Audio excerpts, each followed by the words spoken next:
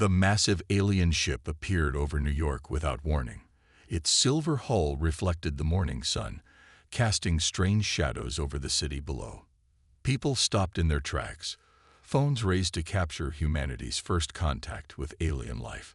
Inside the United Nations building, Tom Miller wiped his sweaty palms on his suit pants. As Earth's chosen representative, he had practiced this moment 100 times, but nothing could have prepared him for the real thing.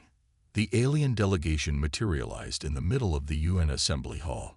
Their tall, thin bodies seemed to float rather than walk. The lead alien, Ambassador Drake, moved forward with a grace that seemed almost unnatural. His silvery skin gleamed under the lights, and his large eyes scanned the room with barely hidden disdain. "We greet you, people of Earth," Drake said through a translator device. His voice echoed through the silent hall. "The Galactic Union has finally decided to acknowledge your existence." Tom stepped forward, maintaining his diplomatic smile. "On behalf of Earth, we welcome you and look forward to joining the galactic community." A sound like tinkling bells filled the room. The aliens were laughing. "Join us." Drake's translator crackled with amusement. "You misunderstand. We are here to evaluate if your species is worth any further contact at all." The alien ambassador pulled up a holographic display, showing Earth's details.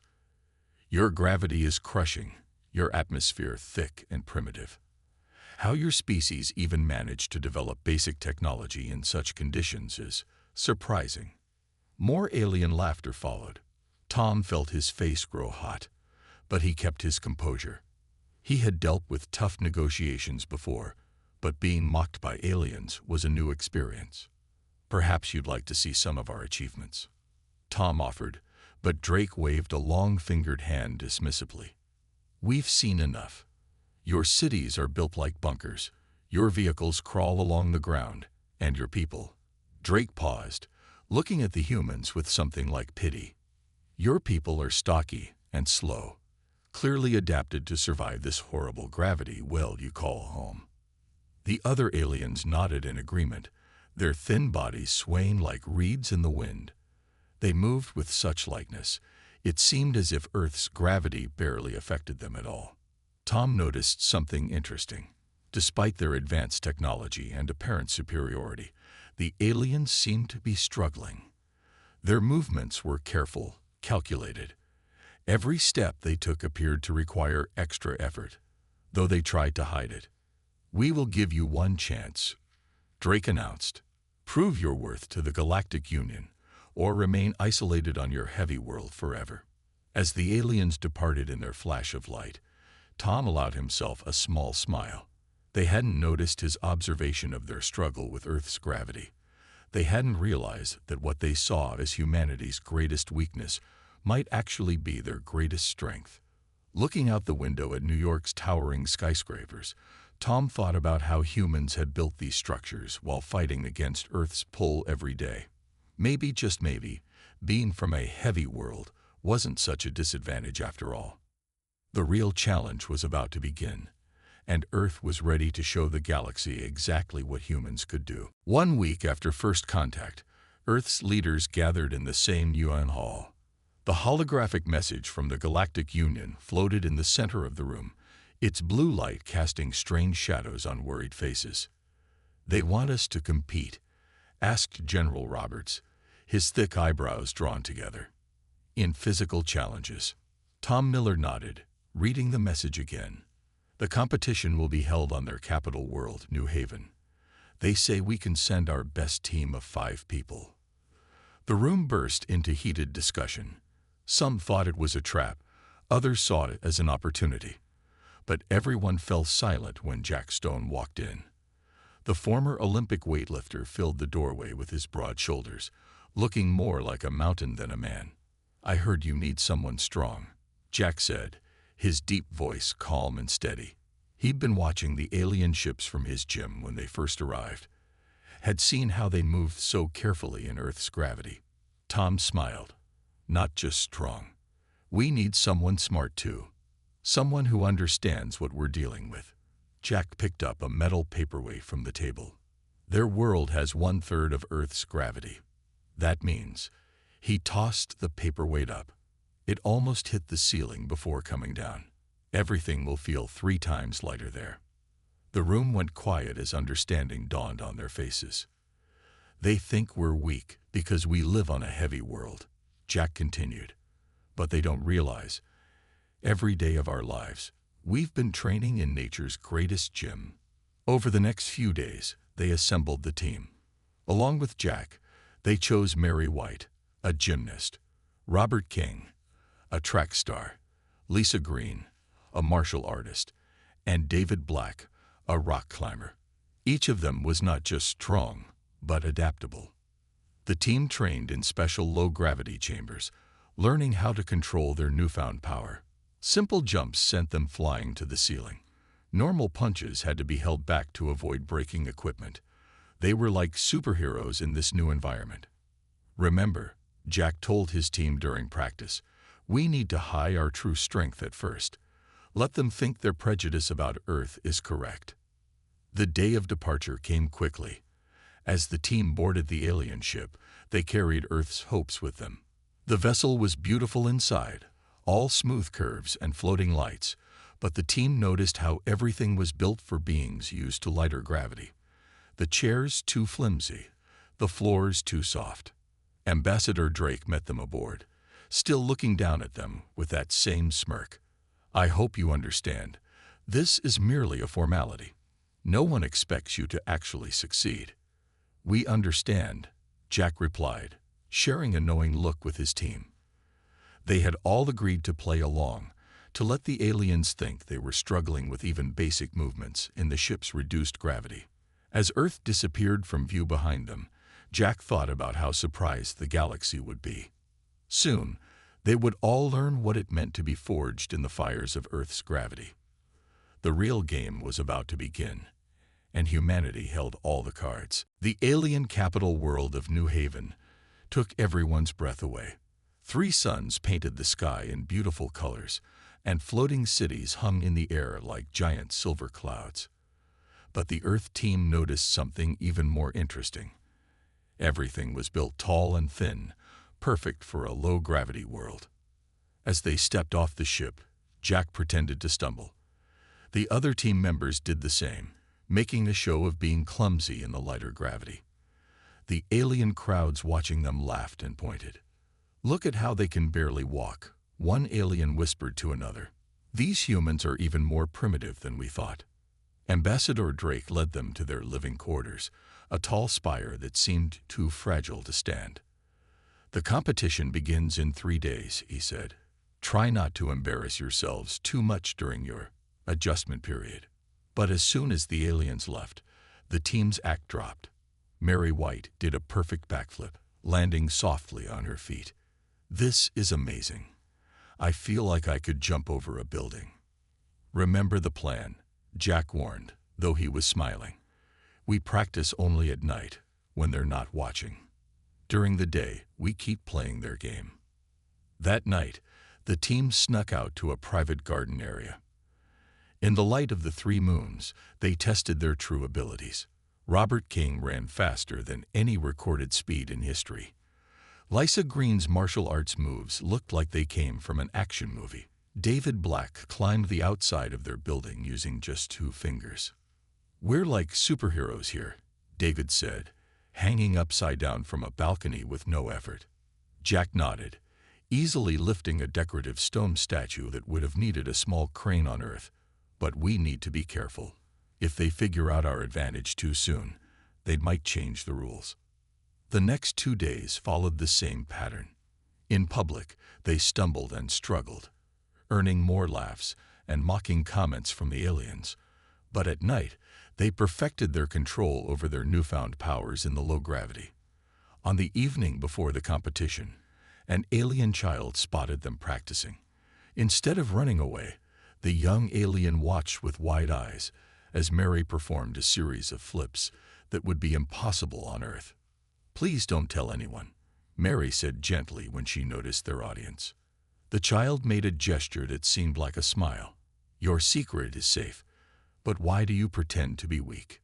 Jack knelt down to the child's level. Sometimes It's better to let others underestimate you.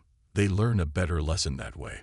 The child nodded wisely and disappeared into the night, leaving the team to their practice. As they returned to their quarters, Jack looked at his team. Tomorrow, everything would change. Tomorrow, the galaxy would learn that humanity's greatest weakness was actually their greatest strength. "Get some rest," he told them.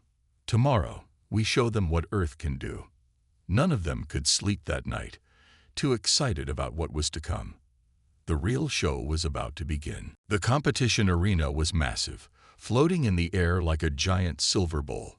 Thousands of aliens from across the galaxy filled the seats, all eager to watch the primitive humans fail. Massive screens showed close-ups of both aliens and humans, and the difference between them was clear. The aliens tall and graceful, the humans short and muscular. "The first event is the Great Lift," Ambassador Drake announced through the speakers. "Each team must lift the sacred crystal of New Haven. The crystal's weight increases with each successful lift." Jack watched as the alien competitors stepped forward one by one. They wore special suits that glowed with power, helping them lift the crystal. Even with their technology, they struggled as the weight increased. The best alien lifter managed 500 Earth kilograms before giving up. "And now," Drake said, his voice full of mock politeness, "would the humans like to try? We understand if you want to forfeit." Jack stepped forward, wearing only his simple Earth gym clothes. The crowd went silent, then burst into laughter when they saw he wasn't wearing any tech suit. "No assistance?" Drake asked, genuinely surprised. "You can't be serious." "On Earth, we believe in natural strength," Jack replied calmly. He could feel the crystal's weight would be about 1,500 Earth kilograms at its current setting. On Earth, that would be nearly impossible. But here, in 1/3 gravity, Jack gripped the crystal. The aliens leaned forward, expecting him to fail instantly. Instead, he lifted it smoothly over his head, holding it there as if it were nothing more than a toy. The arena went completely silent. "More weight," Jack said quietly, but in the silence, everyone heard him. Drake, looking flustered for the first time, increased the weight. Jack didn't even flinch. He asked for more weight again, and again. The alien crowd started whispering among themselves. The screens showed their shocked faces, their wide eyes filled with disbelief. Jack was now holding 4 times the weight of the best alien attempt, and he wasn't even sweating. "Impossible," Drake muttered. "You must be using some hidden technology." "No technology," Jack said, still holding the crystal steady. "Just Earth strength. Would you like to scan me?" They did scan him, right there in front of everyone. The results showed on the big screens. No technology, no enhancements, just pure human muscle developed under Earth's heavy gravity. Finally, Jack set the crystal down gently. The weight display showed he had lifted the equivalent of 2,000 Earth kilograms, a new galactic record. "There's more where that came from," Jack said to the silent crowd. "This is just the beginning." As he walked back to his team, he could hear the change in the alien whispers. The mockery was gone, replaced by something new. Respect, and maybe a little fear. Mary patted his shoulder. "Think we got their attention?" Jack smiled. "Oh, we definitely did. But remember, this was just the first event. We still have more surprises for them." The aliens would never laugh at Earth's gravity again. News of Jack's amazing lift spread through the galaxy faster than light speed. In the dining hall that evening, the Earth team could feel the change. Aliens who had laughed at them yesterday now moved away nervously when they walked by. "Did you see the news feeds?" Lisa asked, showing her tablet to the team. The screens showed Jack's lift from different angles, with alien scientists trying to explain how it was possible. Robert pointed to a group of military-looking aliens in the corner. "They haven't stopped watching us since we came in." The military aliens weren't the only ones watching. At another table, a group of alien athletes whispered and pointed. Some looked scared, others angry, and a few seemed impressed. Ambassador Drake burst into the hall, his usual calm completely gone. "There are rumors," he said, his translator device crackling with stress, "that humans are using illegal strength drugs." "Test us," Mary said, standing up. "Test us all. Right now." The tests took hours. Alien doctors took samples and ran scans. The results shocked everyone. The humans were completely natural. Their strength came from generations of living under Earth's heavy gravity. "This changes everything," one alien doctor said, looking at the results. "Their bones are denser than ours. Their muscles are compact, but incredibly powerful. They're built for a world that would crush most species." Jack watched as more alien officials arrived at the testing center. They spoke in worried whispers, looking at the humans with new eyes. He caught words like military potential and security risk. That night, the team couldn't sleep. They could hear ships arriving outside their window as more aliens came to see these strange humans who could perform impossible feats.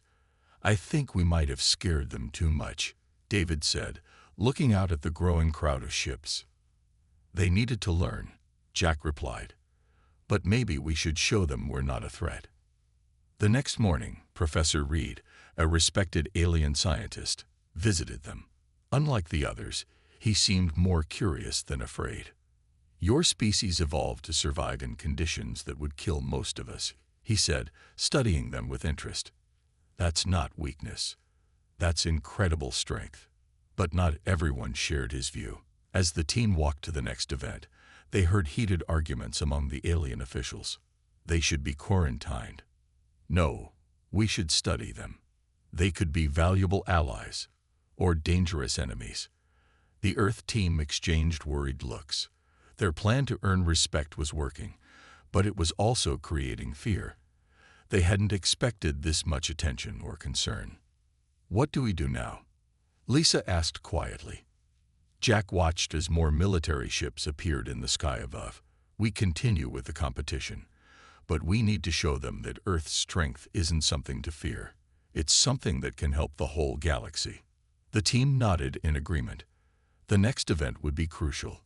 They had to prove that humans could be trusted with their power, that Earth's gravity had created not just strong bodies, but strong hearts as well. The real challenge was no longer about proving their strength. It was about proving their wisdom. Professor Reed couldn't sleep. His laboratory on New Haven was filled with data about the humans, and something amazing was becoming clear. He rushed through the floating corridors, his discovery too important to wait until morning. He found the Galactic Council already in an emergency meeting about the humans. Military commanders showed videos of Jack's lift, while others argued about what to do with Earth. "Listen to me." Reed burst into the room, his translator beeping with excitement.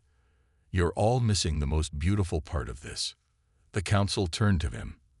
Ambassador Drake frowned. "What do you mean?" Reed connected his data to the room's hologram system. Images of Earth appeared, its oceans, mountains, and cities. "Look at what they've built," Reed said, pointing to the cities. "Every building, every road, every bridge, all made while fighting against 3 times the gravity we live in. Their entire civilization is a testament to determination."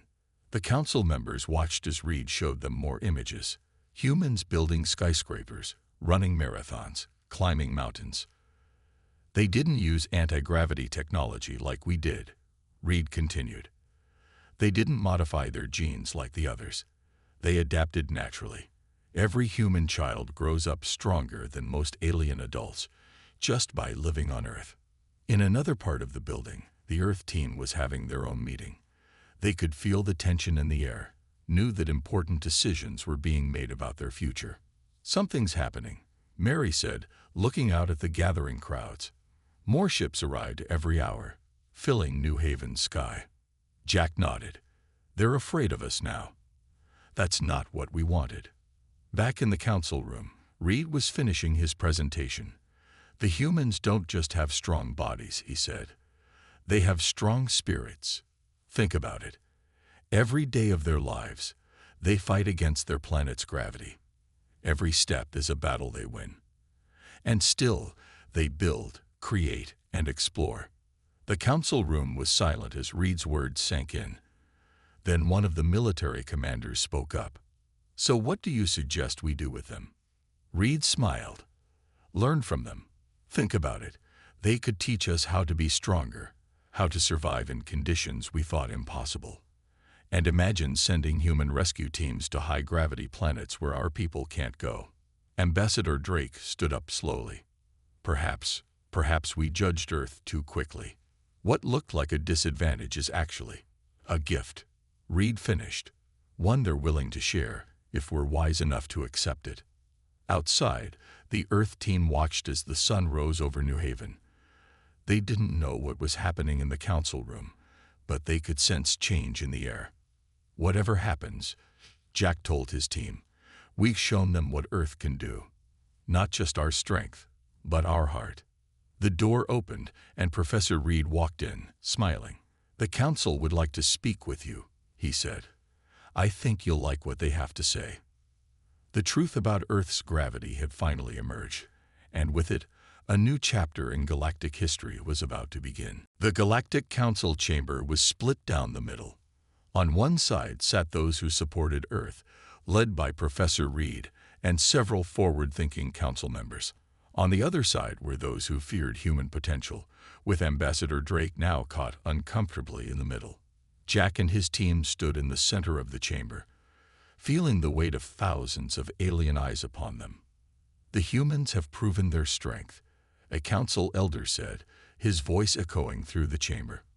"But strength alone is not enough to join the Galactic Union." "Then let me speak," Jack said, stepping forward. His voice was calm but powerful, carrying to every corner of the vast room. "You feared us because we came from a heavy world," he began. "You thought we were primitive, thought our gravity was a curse. But let me tell you what Earth's gravity really taught us." The chamber grew quiet. Even the angry whispers stopped.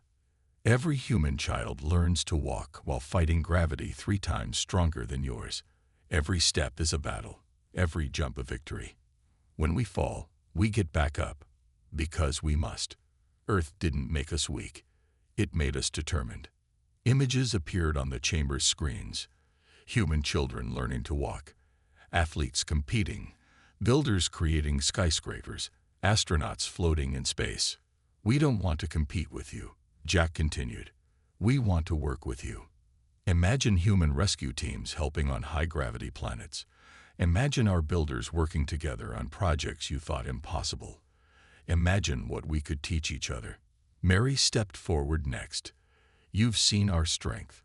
Now let us show you our hearts." The council room erupted in discussion. Some aliens stood and cheered, while others argued loudly. The debate raged for hours, but something had changed. Fear was being replaced by curiosity, and in some cases, admiration. Finally, the council elder raised his hand for silence. "We shall vote on Earth's status in the Galactic Union." The tension in the room grew as each council member cast their vote.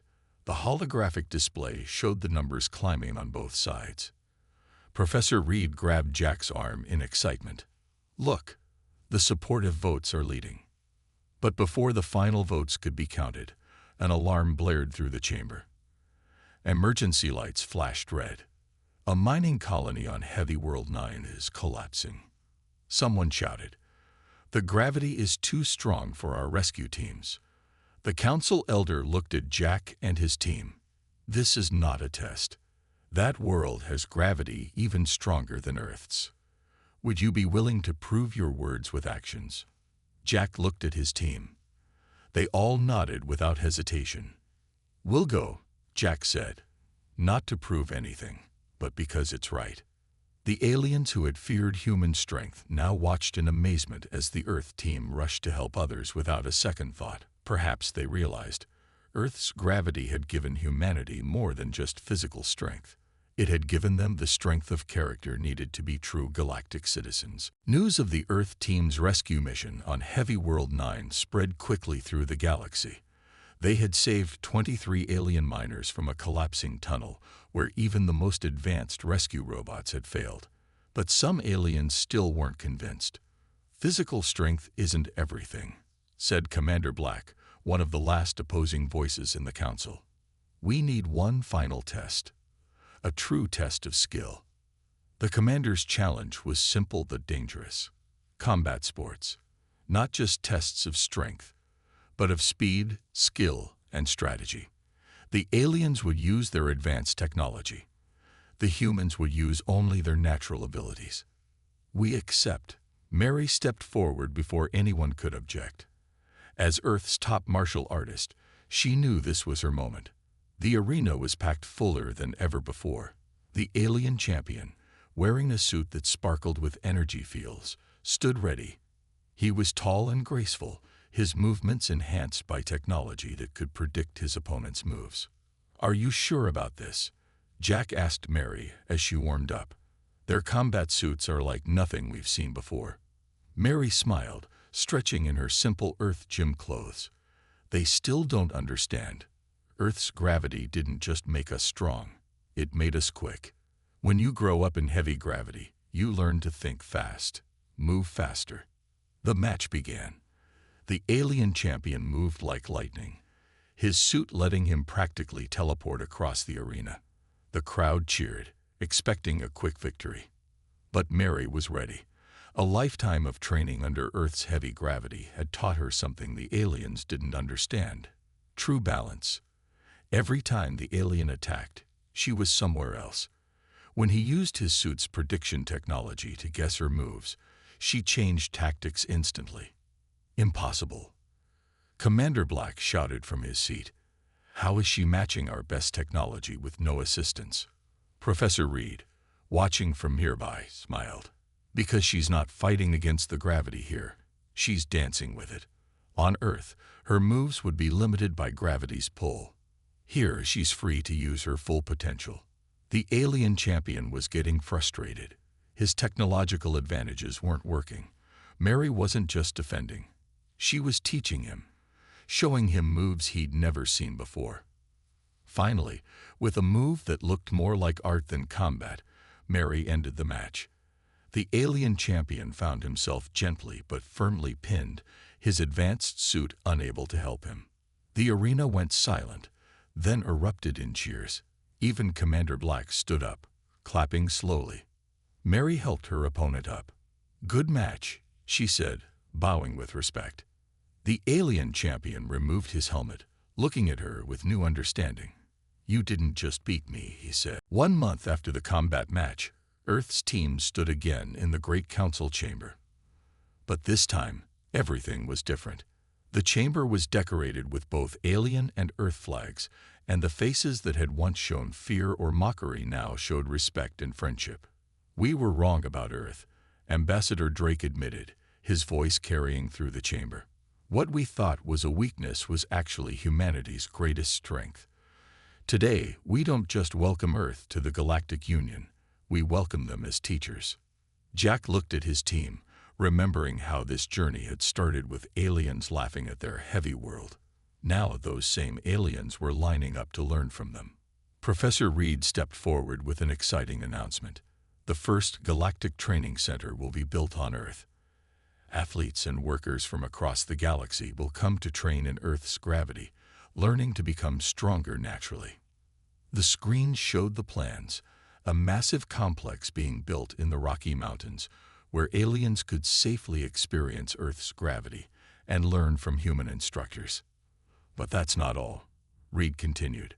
"Humanity's experience with high gravity has opened new possibilities. Already, human rescue teams are being formed to help on heavy worlds where our technology alone isn't enough." Mary smiled as she watched alien athletes approaching her, asking about Earth's martial arts schools. Robert was surrounded by alien runners who wanted to learn how humans could move so fast without technology. Lysa was explaining to a group of alien builders how humans constructed buildings under heavy gravity.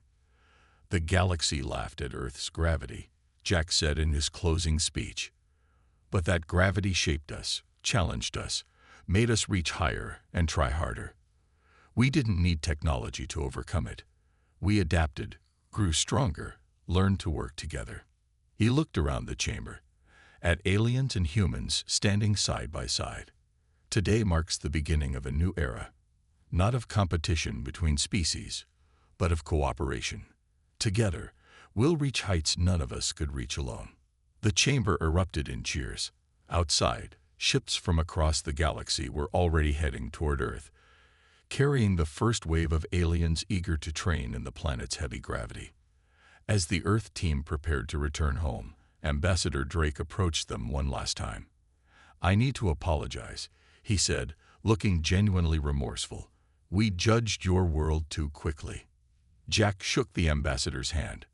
"Sometimes the best way to understand something is to experience it yourself. Why don't you come visit Earth? We'll show you our world properly this time." Drake smiled. "I would like that." Looking out at the three suns setting over New Haven, the team felt proud. They had turned mockery into respect, fear into friendship, and Earth's greatest perceived weakness into its greatest gift to the galaxy. "Ready to go home?" Jack asked his team. They nodded, eager to return to the gravity that had made them who they were. Earth was no longer the heavy world that aliens laughed at. It was the planet that would help make the galaxy stronger, one step at a time. The end was really just the beginning.